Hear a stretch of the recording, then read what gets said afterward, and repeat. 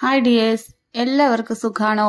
അപ്പൊ ഇന്നത്തെ റെസിപ്പി എന്ന് പറയുന്നത് നമ്മുടെ കയ്യിൽ എപ്പോഴും ഉണ്ടാവുന്ന ഒന്നാണല്ലോ ദോശമാവ്. ആ ദോശമാവ് വെച്ചിട്ട് നമുക്ക് പെട്ടെന്ന് തന്നെ ഒരു ബൺ ദോശ ഉണ്ടാക്കിയെടുക്കാം. അപ്പൊ വീട്ടില് ദോശമാവ് ഇരിക്കുന്നുണ്ടെങ്കിൽ 2 ദിവസം ദോശ ഉണ്ടാക്കിയാൽ നമുക്ക് പിന്നെ പിറ്റത്തെ ദിവസം നമുക്കത് കുട്ടികൾക്ക് കൊടുക്കുമ്പോൾ കുട്ടികൾക്കും അത് മടുപ്പാവും. അങ്ങനെ ഇരിക്കുമ്പോൾ നമുക്ക് കളർഫുള്ളായിട്ടും വ്യത്യസ്ത രുചിയിലും നമുക്ക് ഉണ്ടാക്കി കൊടുക്കാൻ പറ്റുന്ന ഒന്നാണ് ഈ ബൺ ദോശ. അപ്പോൾ ബൺ ദോശ ഉണ്ടാക്കുന്നതിനായിട്ട് ഞാനിവിടെ കുറച്ച് പച്ചക്കറികൾ അരിഞ്ഞു വെച്ചിട്ടുണ്ട്.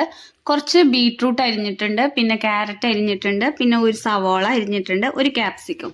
ഇതെല്ലാം ചോപ്പറിൽ ഇട്ടിട്ട് ചെറുതായി അരിഞ്ഞെടുത്തിട്ടുള്ളതാണ്.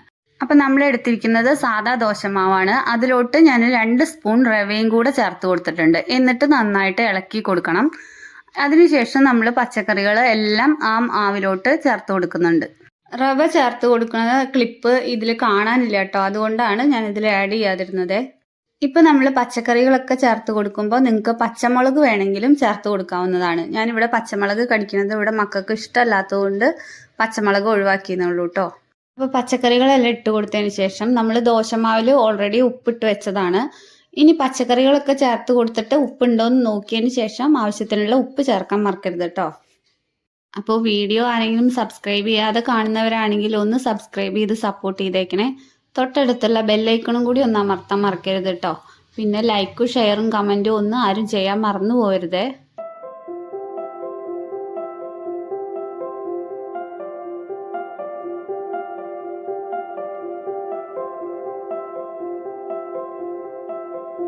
അപ്പോൾ നമ്മൾ മാവിലോട്ട് പച്ചക്കറികളെല്ലാം ചേർത്ത് കൊടുത്തു. അതിനുശേഷം കുറച്ച് മല്ലിയിലയും കൂടെ അരിഞ്ഞ് ചേർത്തിട്ടുണ്ട്. ഇനി ഇത് നമുക്ക് നന്നായിട്ട് മിക്സ് ചെയ്ത് കൊടുക്കാം.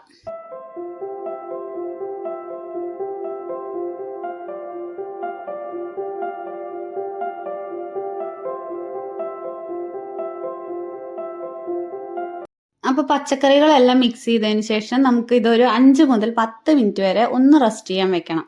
അപ്പോൾ റെസ്റ്റ് ചെയ്യാൻ വെച്ചില്ലെങ്കിലും കുഴപ്പമൊന്നുമില്ല, അപ്പം തന്നെ ഉണ്ടാക്കാം. പക്ഷെ ഇരിക്കാൻ സമയം ഉണ്ടെങ്കിൽ നമുക്കിതൊന്ന് റെസ്റ്റ് ചെയ്യാൻ വെക്കാം.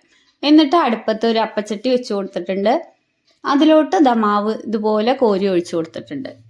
മാവ് ഒഴിക്കുമ്പോൾ പ്രത്യേകം ശ്രദ്ധിക്കുക, നന്നായിട്ട് ചട്ടി ചൂടായതിനു ശേഷം മാവ് ഒഴിച്ചു കൊടുക്കുക. അതിനുശേഷം നമുക്ക് ലോ ഫ്ലെയിമിൽ ഇട്ടിട്ട് വേണം ഇത് വേവിച്ചെടുക്കാൻ. മൂടി വെച്ച് വേവിച്ചെടുക്കണം.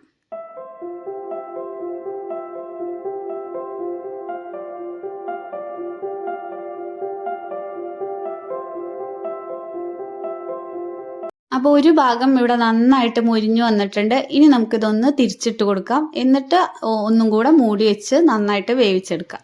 അപ്പോൾ ഒരു പുറം നന്നായി മുരിഞ്ഞു വന്നപ്പോൾ ഞാൻ അടുത്ത ഭാഗം കൂടെ തിരിച്ചിട്ട് കൊടുത്തിട്ടുണ്ട്. എന്നിട്ട് മൂടി വെച്ചിട്ടുണ്ട്.